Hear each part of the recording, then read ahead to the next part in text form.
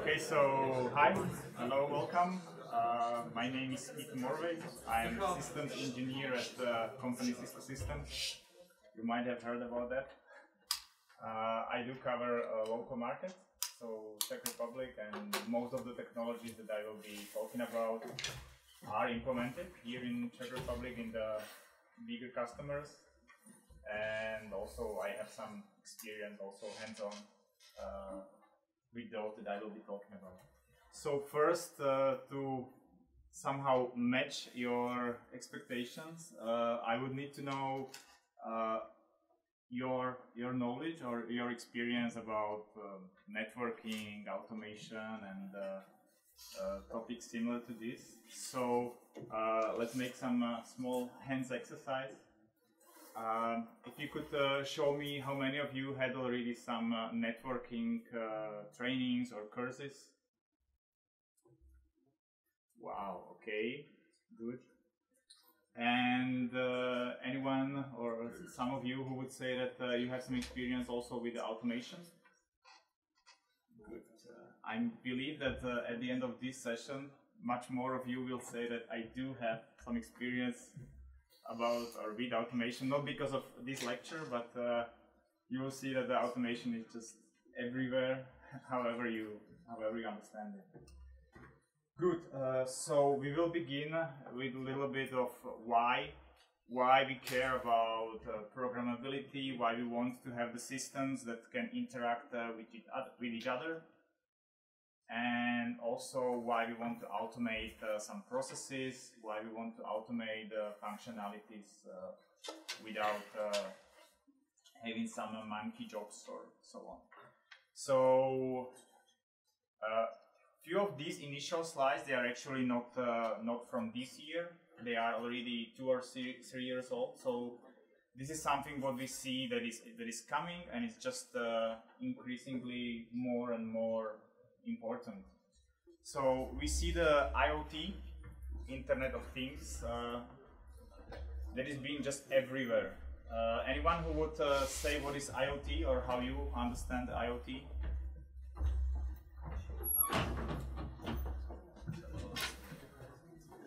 So IoT can be anything what you connect to the network. It can be some sensors, it can be a temperature sensor, it can be some sensor that the doors are open or the windows are open. It can help you understand more of your environment. So, for example, very interesting use case is from the railways. The railways, they need to be sure that the train have passed. And how you can do it? You can do it many different ways. The train can send the location. Then the train needs to understand where it is. Or on the rails, you can have some sensors which send you, yes, I have seen something passing through. You can have some communication that the train has some ID and sends it to the sensor. So the information can be much better. That not only something passed, but this specific train passed. So these use cases are just everywhere. Cameras, sensors, whatever you can imagine. And these things we need to connect to the network. And you can see some number, 7.5 billion things. So you see that there is a lot of them. And if you understand the IPv4, IPv6, and from this number you kind of see that there is not enough IPv4 addresses that can match this. So you can see that there is really a lot of these. Cloud, the magical thing which is everywhere.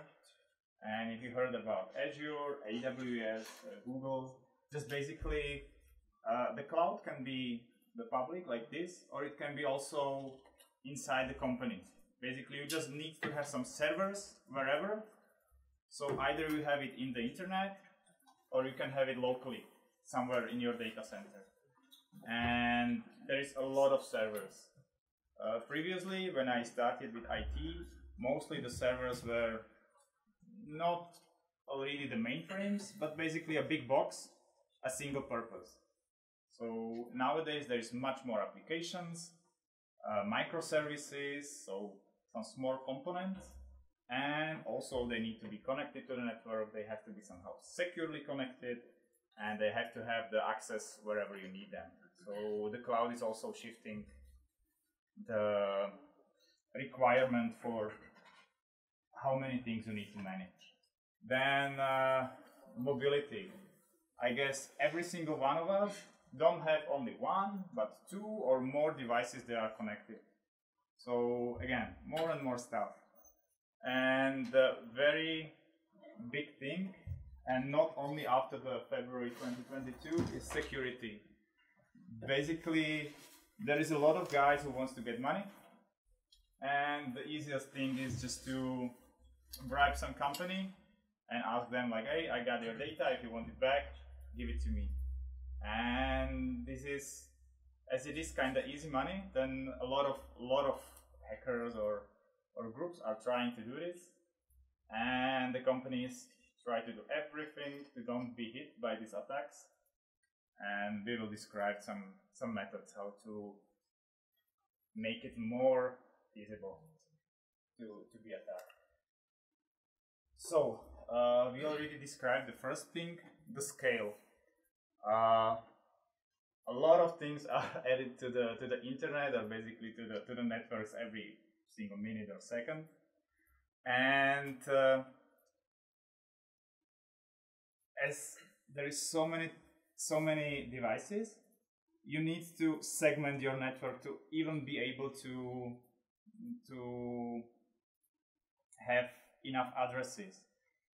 You need to be able to somehow divide it because of the security reasons. Because, for example, you don't want your cameras to talk to the PCs, because basically you have maybe some servers you want to access the camera, or you don't want to have your smart bulb to spread some strange files or programs again to the PCs, to the printers, and so on.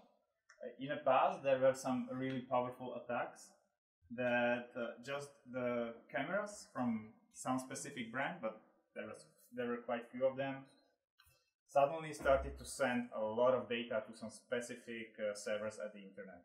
So basically, it was a DDoS attack, and the reason why it happened was because it was easy. The security very often on the IoT devices is not so advanced, because imagine a small, simple sensor, and you just basically want to produce it, connect it to the internet, and get the data. But you want, as you have so many of them, you want to have it really cheap, so you don't have so much space or interest to make it really secure, because then not everyone will buy it. So it's always a trade-off between what you offer. So, yeah, operation expenses. Basically, wherever you have any system, your cost you divide into two segments, into capex. It means how much you pay when you buy something, and then opex, operation expenses, how much you pay through the life of this system.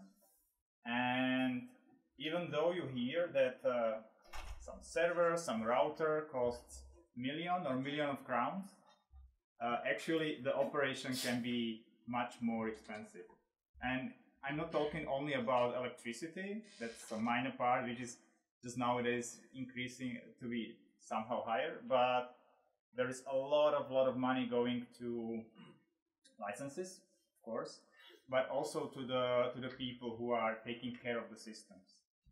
And here this says that 95% of changes, or basically some configuration changes in the network, are done manually.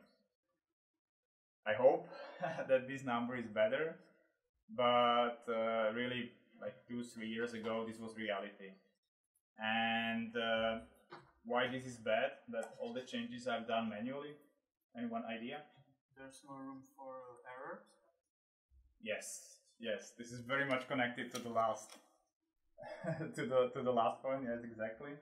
So when you do something manually, just Imagine when you are doing something for first time, for fifth time, for 95th time, you get bored. And if you do it just with your hands, there is a really good chance that you just type instead of 1, you type 2, and then suddenly something stops to work. It can be small thing, but it can be also a big thing that the whole part of the network or basically whole segment is out, is down. So you basically don't want to make the error, and that's why you start to automate. And we will describe some levels of automation. All of them are good. Even small automation is better than no automation. And we will see basically what are the steps that are being done, or how the automation does or did evolve.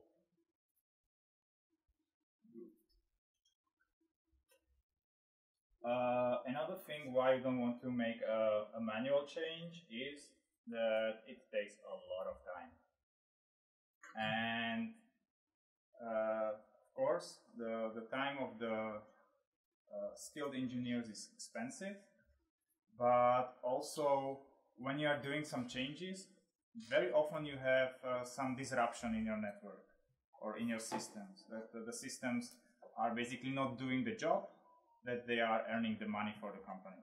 So that's why you don't want to make some changes for a whole day or a whole weeks or whole weekends. You just want to make it as fast as possible, because it costs you quite a lot.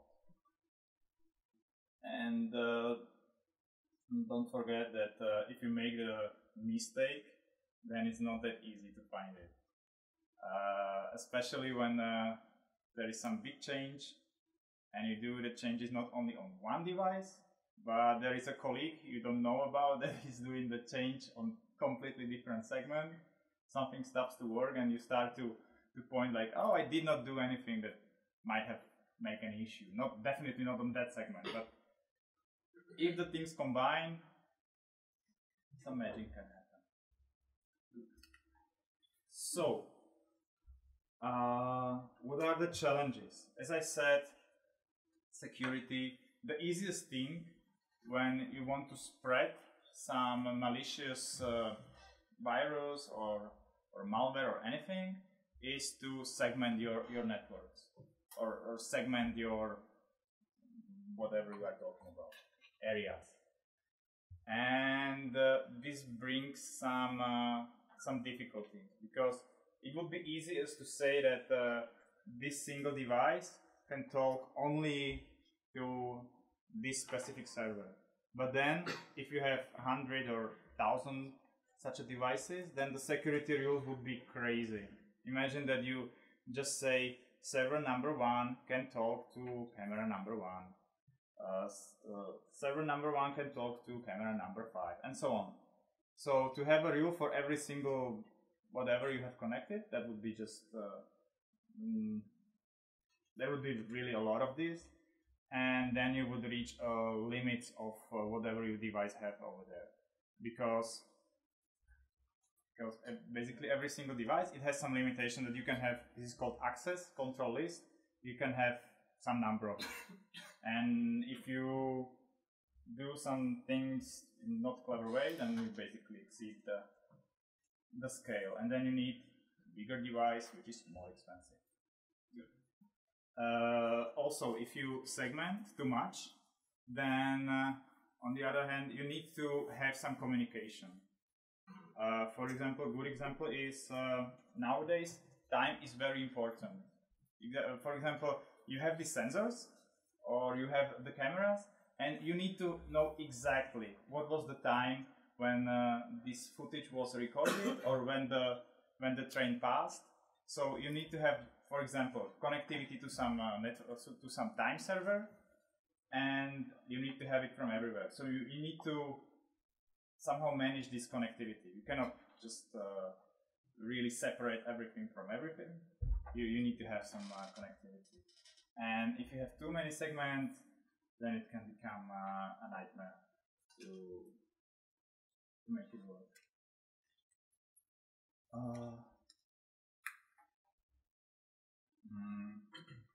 And then you come to the other point that, okay, so I want to have many segments, but on the other hand, I need to have as least of them as possible. Because, for example, here I have written wired and wireless. So ideally, you don't want to care about from where is the device connected. You want to have the same rules. You just want to authenticate that this is this kind of device. I will somehow mark it. This is IoT, and it will have some as limited access, as limited possibilities as possible. So this is why you don't want to care about if it's connected via wired, wireless, behind some internet, behind some VPN, and so on. You just want to have your policy and push it to wherever or however the device is connected. So this is basically the everyday fight that you want to achieve, and yeah, we will see how this can be achieved. So let's go for some terms. I actually copied the first sentence is from the Wikipedia. So what is automation? Wide range of technologies that reduce human intervention in processes. So for me, basically, this anything what makes the job for me. It can be your brother going to shopping. It can be some script which is writing whatever for you. So basically, however you make your life easier can be automation. It's just a term. Good. So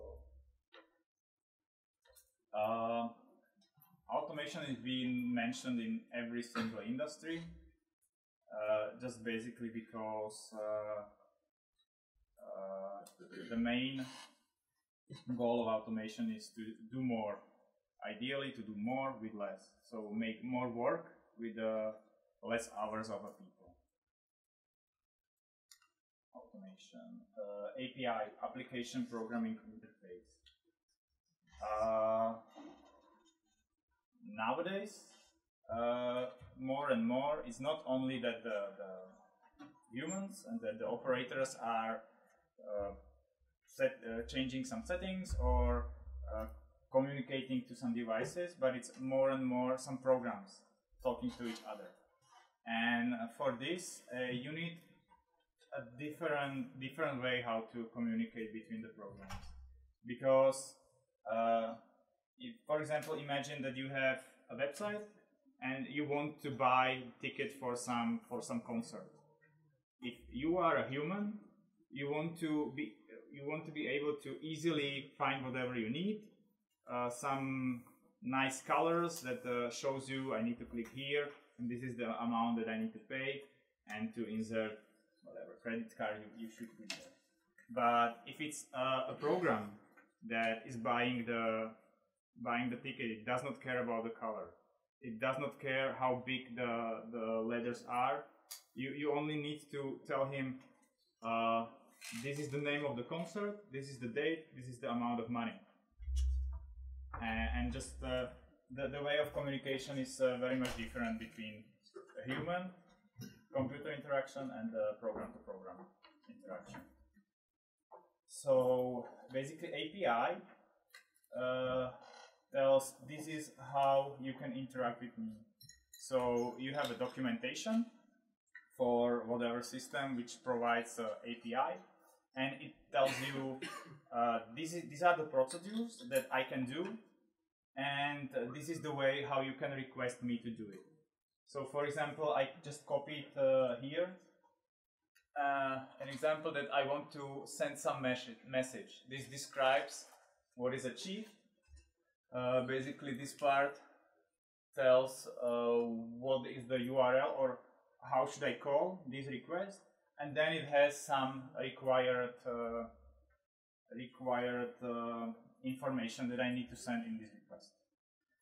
And nowadays, almost every system, at least that one which is publicly available, has API. So For example, Google Maps. They have the APIs, and if you have application to order a pizza or taxi or whatever, it gets your position from the GPS, and it grab via API a small map for this location, and that's how you select this is where you should deliberate or this is where you should pick me up. So there is APIs everywhere, and it is also in the servers and also in the networking devices. And we will see that this is actually not a so new thing. APIs exist for a really long time, just we did not use it in such a big scale as they are used right now. Good. So how the API looks like? So there is an operator and there is a system. Now it is some robot, and I just send the request, which is of some type, and this is this HTTPS and something. It basically covers what I'm expecting from the other side to do. It processes it and just send me a response. It has some code, so thanks to the code I know that either it was successful or there was some error, and then it has some body, and in this, for example, JSON, that's a format of data, it tells me the answer that I was asking for. So I'm sending the request, there is some processing, and then I receive the response. This one, it is that I have shown a person. This person actually has the name, but I forgot it. But it can be another robot. It can be just part of the process, so it can be just exchanged very, very quickly. Good. So thanks to APIs, we are achieving programmability. Again, the first line is from the Wikipedia. So the programmability is that the system is able to be provided with coded instructions for the automatic performance of tasks. So basically, I can change a setting or ask for some function with this API. So I will just very efficiently tell the device or system do this. Good. So now I will just describe you the automation journey, and this is basically how I will talk about networks, but it might be seen in every IT part. And I heard something about CI/CD and Jenkins and so on. So this is part of some later steps. So the step number 0 is that you have some formal description of, for example, of a service. This one, imagine year 1980 or whatever, 2000.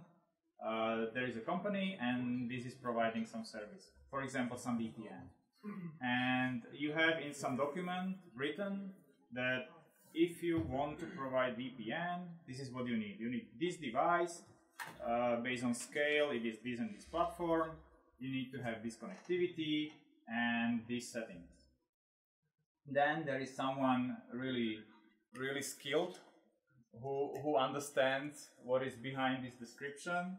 He connects, first he orders devices, connects it, and configure this new thing. This is a superhero time. So basically that person has the full knowledge of what is needed from him, which is nice. He knows the stuff very well.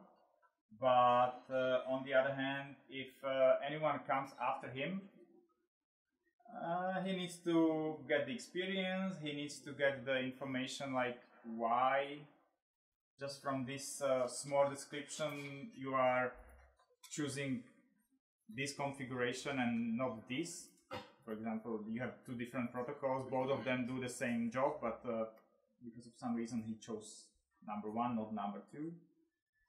And it's a bit hard to be consistent because there is this superhero who knows everything, and then the one who comes after him, he basically needs to get to his level. and also know the decisions that he have done. The next thing, which is already a great improvement, is when you, with the formal description, have also some templates. So yes, you have written, if you want to configure or add a new VPN, you need this and that, and you configure it this way. So I just have a small example, but you would have like whole, I would call it static text, and then something that you need to just change. So for example, here it would be some IP address. This helps you a lot where you want to have the same configuration, the same policy everywhere. So you have customer 1, you have customer 5, you have it the same, and then when some issue happen, you can really rely that you understand what is and how configured. It's not a jungle when always something is slightly different, and then it's very hard to find if there is some issue. Or when you want to build on top of the first configuration, it's quite hard when some syntax is different or something is slightly differently configured. So it's just a template. You will laugh on this one, but it's also a great improvement. Excel or whatever program you use for this. Basically, you have the same configuration. It can be on a different tab, and then you have a list of variables which are just written next to each other. When you are using this, it's much easier to add something to already existing configuration. So you have one part where you add the settings, the variables, and then it translates to other just text that you take and just copy paste to whatever device you have to. So also Excel really saved me and a lot of other people a lot of time, and also understanding that this is basically how we do the stuff. That's it, take it, use it, and it's always the same. Then much more advanced approach is to use a script.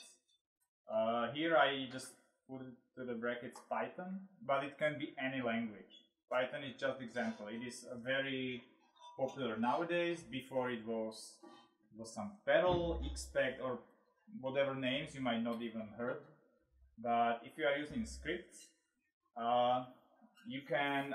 This is quite simple example, but there you have first is some list of variables, then you have some text. But here it can be more advanced. There can be some for cycles. There can be basically the advantage of the coding, that you have conditions and so on.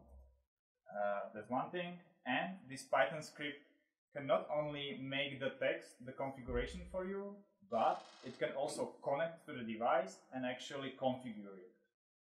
So it's not only the text, but it's also the action that you need to do. So that's the Python script. And now we get to the present time, automation framework. I would say that you heard about Ansible, very famous. It has a lot of benefits. Maybe also Terraform. Yeah.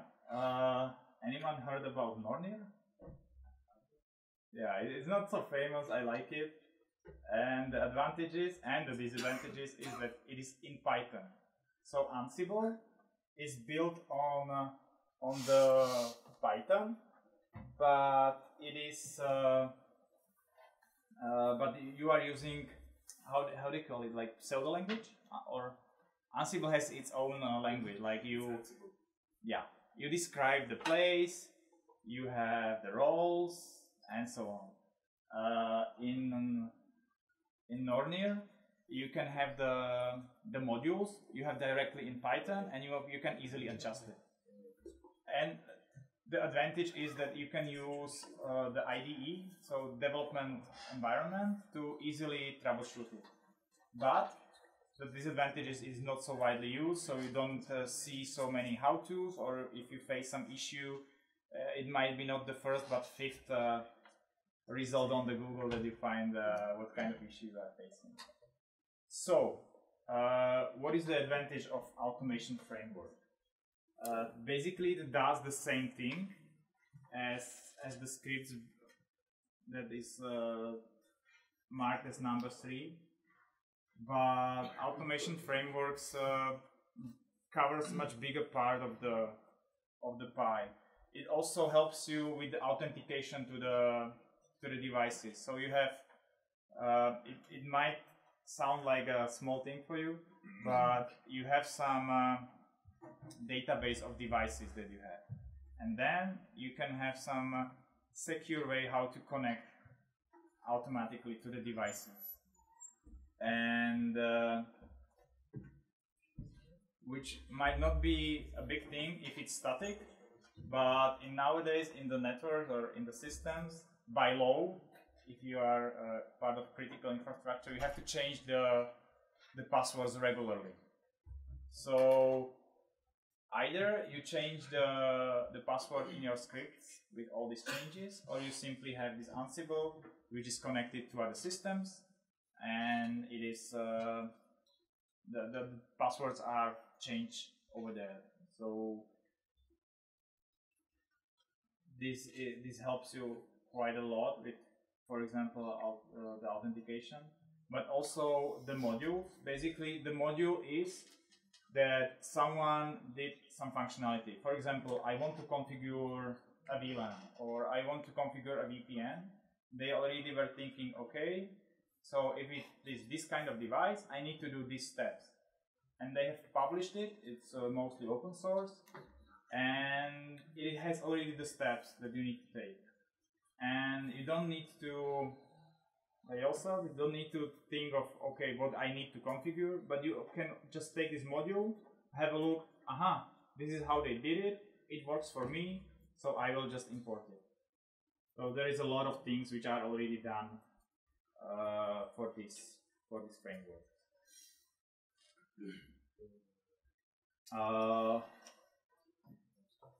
Are you using some of the framework? I saw some hands for Ansible. Is it part of your courses here at the university? Unfortunately, Not yet. There is gazillion of trainings that you can take, and it can be also just some easy first modules that you get some experience, and then on the time when you need it, you already kind of remember how it works, and you just build on top of it. So either you can wait until you will have it on some course, or you can find something even free on the internet. Good. So one more thing. Exceptions. This is really important. Like these people who already made the module thought what steps you need to do in the VPN. It is a good practice that they were also thinking what can go wrong and what wrong behavior or exceptions you need to think of. And if you have, it's called handled exception, then it means that after configuration you don't make things bad. Basically, it can happen that you hit some really bad exception, that you are in the middle of change and just get disconnected and things just does not work. And that's a good thing that the exception is handled, and for example, the configuration is reverted and everything is at the original state. In the scripts, I have some customers, one particular, he hates automation because he says that, oh yes, but if I was doing something by hand, I would mess with one thing.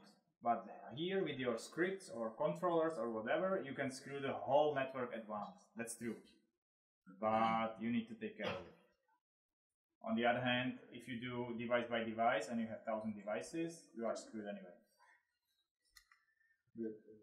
So controllers, I would say that the controller is like a mastermind on top of some automation frameworks.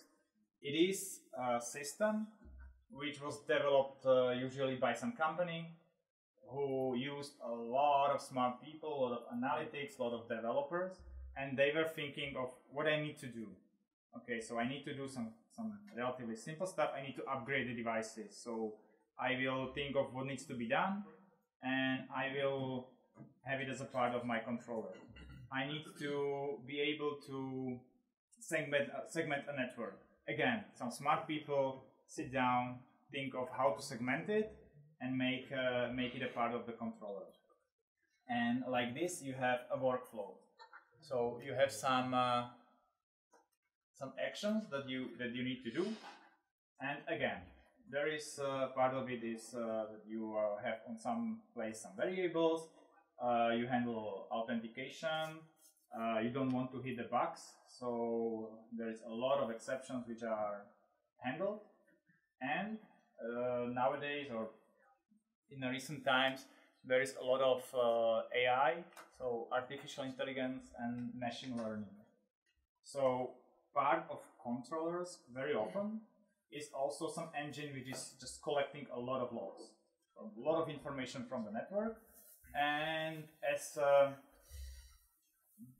this controller is implemented on many networks, it have already learned, like, I see that some interface is down, some tunnel is down, so for most probably also the whole connectivity or the VPN is down. So I will, to the engineer or to the operator, I will not say that these are the small things that happen. I will just tell him your VPN is down, reason interface went down. And ideally, if you have seen some real reason why it is down, we will also include it in one message. So you don't provide 100 messages or 100 different sources of information. You will just provide one, which is very variable. So that's why there is a lot of AI processing in the controllers. For example, wireless Wi-Fi. Sometimes it's call it Dukarina. You know the term in English? Dukarina. That basically most of the time everything works well, and then it's not. And as it is not so predictable, the wireless, because it's in the air, a lot of things can happen. Then it's really helpful when you have some system which is evaluating data from many sources. So for example, just nowadays we had some issue with wireless in our office, and I asked a colleague to investigate what is going on, and they found out that it was not the issue inside the building, but the issue was on the uplink interfaces somewhere from our office. So you would say that my wireless is not working well, but I don't know, someone is turning on the microwave or whatever, but reality was really on somewhere else. So, and we had this controller in our network, so it have suggested that this is something you should look at. Good. So that's the controllers and controller as a platforms.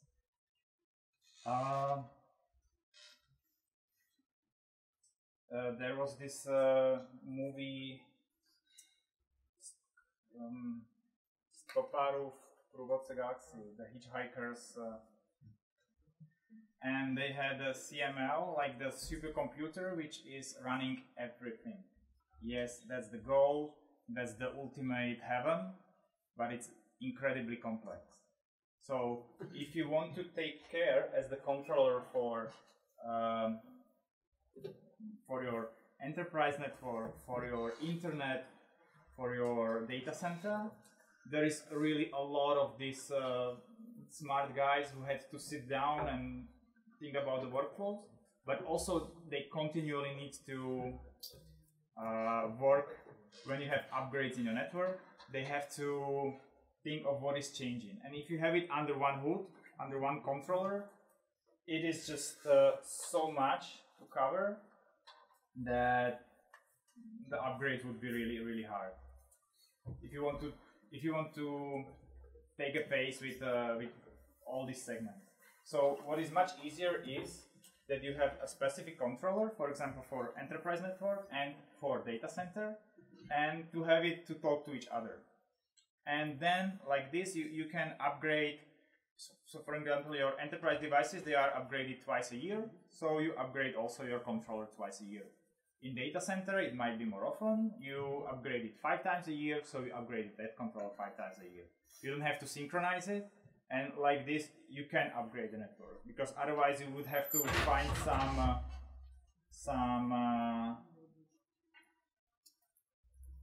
some pace, you know. Should I upgrade it once a year or how much? So that would be quite hard. And like this, also these controllers, they have the API. Good. So I will show you some examples of these. This is a very high level slide. So basically, and this can be seen, you can see this also in the other slide. So you have some infrastructure, so you have some devices, and then you have the controller. So something what is basically taking care of this part. And it is sending, we call it intent. So whatever I want, just make my devices to do it. I don't really need to understand what kind of VLAN is used there, what kind of routing protocol or filtering or whatever is really sent to the device. But I just want to have a segmentation, I want to have it secure and connected those exactly part which should be connected. And then this upper part, it shows this, it's called context, but it can be logs, it can be telemetry, it can be whatever I want to collect from my network. So I know that what I wanted to configure was configured, and that there is not something happening that I should take care of. Or like I mentioned, this interface is down. So for example, this would be sent up. Good. To be a little bit more specific, we started with the data center, and the technology was called ACI. I don't remember what the acronym stands for, but it changed a lot. When I heard about it for the first time, it was like, and what? I did not really care, but after years, when I keep hearing it again and again, and more companies are using it, so I thought like there have to be some value. And the value is that you have a controller, which is this one, APIC, and then you have your data center. Data center is the structure is called spine and leaf.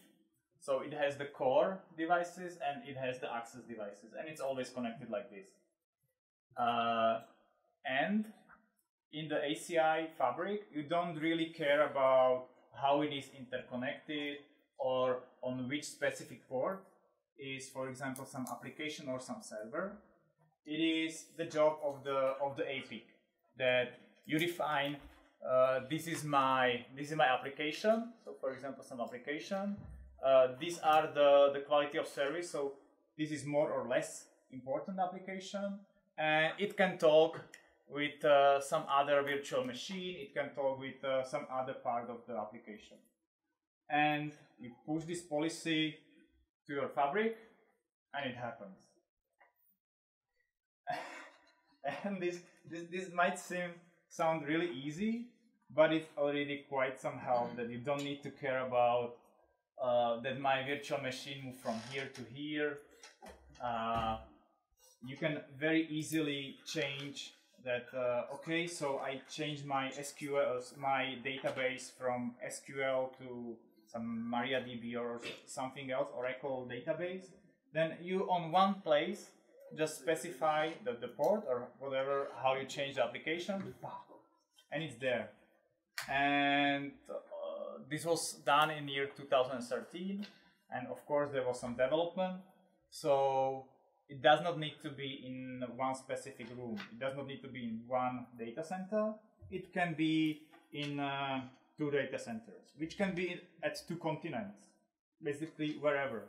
You also can have some small data centers, so you don't need to have all these devices, but you have just remotely, which is also connected to your fabric, and you have one controller and the magic happening. So this was at first in the data center. At the first no one really cared, but it got more and more attention, and now I think all my customers, at least somewhere they have it. And then software defined. So it was software defined data center, and then it moved to software defined access. So data center, it's relatively easy. You have application, and inside the application, server A talks to server B, and you have this fabric spine and leaf.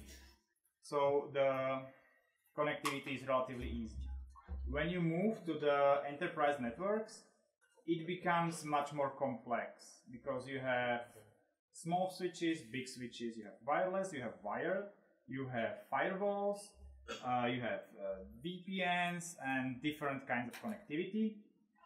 So you solve mostly very similar problems, but in a much more complex environment. So that's why just after years, some similar concept came also to the enterprise networks, and there the controller, it's called DNA Center. When this one came up, DNA Center was sitting on a really powerful server, and the customers here, they were just laughing like, come on, this is like a significant part of my data center. How you want to run some controller or on this powerful server? And then after 2 years, we told them that, and this is actually just the medium size of the server, because it's collecting a lot of logs, a lot of information from your network, and thanks to some analytics, again, machine learning, it's really evaluating what is happening in your network. And at first, it was just simple connectivity that I want to have computers which are, I don't know, for example, from finance, to be able to talk to finance servers, but I don't want to be able, when I'm working at the receptions, to be able to see some finance stuff. Just, it started very simple, but then it is covering more and more use cases, and basically nowadays from DNA Center you can do almost anything automatically over your whole network. So you don't need to change the setting on a specific switch. You just say to your whole network, I don't want the cameras to talk to the smart bulbs, and it's pushed to your whole network. No matter whether it is a small switch or big switch, or it is connected in some remote branch, basically this controller takes care of it. Good. How about the things which are in between? So we were talking about data center and about the enterprise networks. And between those, there is WAN, Wide Area Network. So in the past, it started that you wanted to have some connectivity. You ordered a line from place A to place B, which was guaranteed but very expensive. And then it became somehow cheaper with some different kinds of links. Maybe you heard about MPLS technology, which is still quite expensive. And the SD-WAN concept, it says that, okay, I will have some expensive links, but then I can also add some cheap links over internet. And what I need to do is I need to measure the quality of these links, and then I will provide, and I will say, okay, my applications can use this link, and I will just manage the application. And again, security and you keep the segmentation that you are enforcing on your enterprise, you will block it if you can block it already on the start of your WAN, or you will this same security move up to the data center.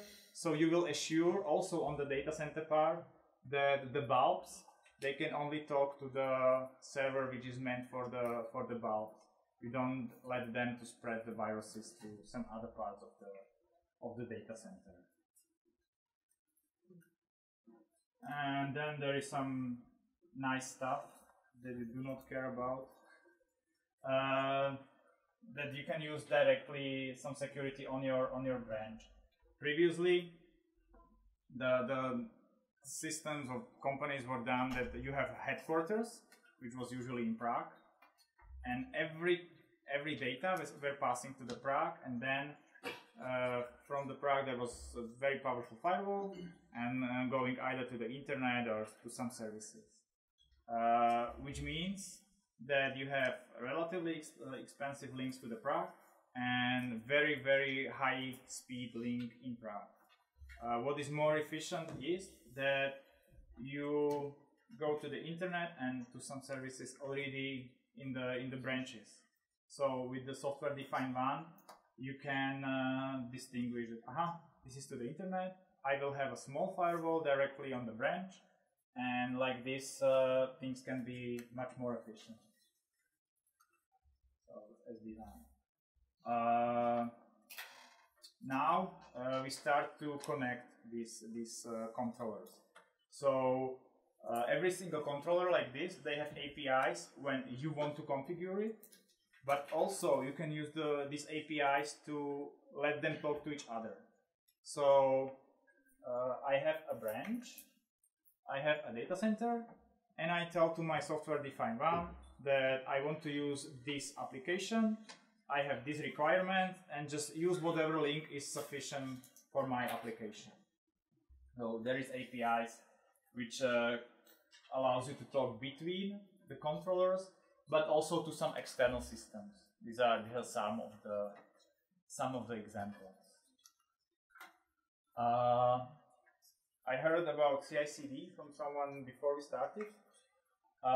As I shown you the journey, 0, 1, 2, 3, 4, 5, 6, it does not mean that number 4 is completely vanishing and much better than number 3.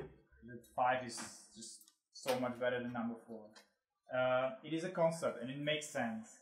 So you can have your automation framework. We talked about Ansible or Terraform or something else, and you can automatically talk to more controllers, or you can have your own workflow that will achieve whatever you want to do, what is specific for you.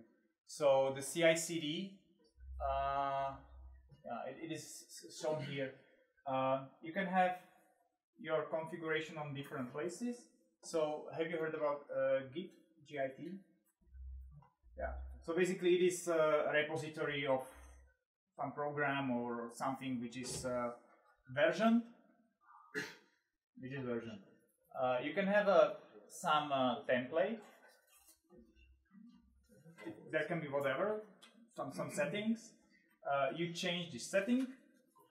It is pushed to the Git. Then before you apply it, so you use it on all of your system, you make some review, and someone have a look and says, okay, this makes sense, and starts to do some initial testing, which can be automatic, that the change is applied on your testing part of your environment. Then there can be something like a Jenkins or different engines which after you apply this change, have a look that if your tests are valid. For example, I say that I want to have 10 VLANs configured after my change. I want to have connectivity from point A to B, but I don't want to have connectivity from A to C. I want to see five neighbors. So whatever tests you do, this one checks. This pass, and then after you do some initial testing, your own framework, your own playbook can be used to talk to some controllers, which actually makes the work on the network. And between the left part and between the devices, you don't really need to know what is exactly configured on the devices. It can be different kind of devices, so actually the change of the template, it can create at the end a really different configuration in the campus and a really different configuration on the branch. But you don't care, because this is the abstraction that the control allows you. You only send the intent, I want to make this change, and that's how it's done. So this is how the CI/CD can be seen in this control world. And on this slide there is only DNA center, but actually if you want to have these controllers interconnected and having talk to each other, you just use the APIs between them, and this basically can achieve your intent across the whole network. So not only one part, but from the enterprise via the WAN network up to the data center. So, and I think this is my last slide. So nowadays, this automation, software-defined controllers, it's a buzzword. So it sounds great. If it works, it works well. And it started all with some parts. So there was first the data center was taken care by the software. Then it was enterprise. Then it was WAN network. And it's becoming more and more interconnected, so it works as a WAN. Yeah. So the finish is somehow to achieve the cross-domain between all the domains. So this is how we see the automation and programmability. If you have any questions, this was quite high level. So if you want something more specific, just ask. And if not, then thank you for your attention. Thanks.